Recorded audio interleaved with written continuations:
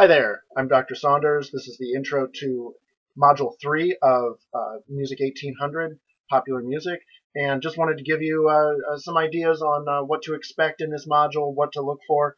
The first is that we're going to be looking at jazz, and jazz has been called a quintessential American art form. And at some schools, you might even take a class in just the history of jazz.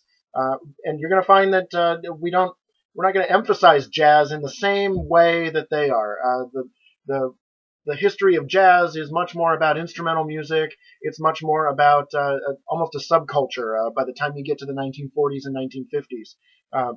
For a short time in the early 20th century, jazz is the main musical art form for about 30 years, from about 1920 to about 1950 or so. But that's not to say that that everybody was listening to jazz all the time, so we have to be careful about that. We're going to look at two forms of jazz, the first that developed in the 19 teens and 1920s. The first is Dixieland Jazz, which is the original sound of jazz coming from New Orleans, and that's the Dixieland part, coming from the American South. New Orleans, this great city that's a mixture of African and European and French and white and Native American and even Latin American influences down there. This crucially important port city on the Gulf of Mexico at the mouth of the Mississippi River. And jazz develops there as both a white and black, there was more mixture of the races in New Orleans than anywhere else in the United States, in the South at least, during that time. So the other form of jazz we're going to look at is by Paul Whiteman, and here's a name you've probably never heard, but he's the most important recording artist of the 1920s, the best-selling recording artist of the 1920s.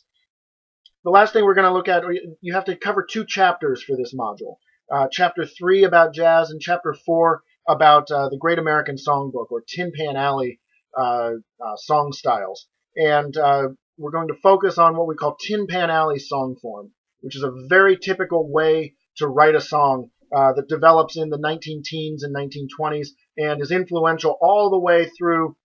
Really, we could say it's influential through the rest of music history, because there are still songs that use the same ideas and the same elements as Tin Pan Alley song form today.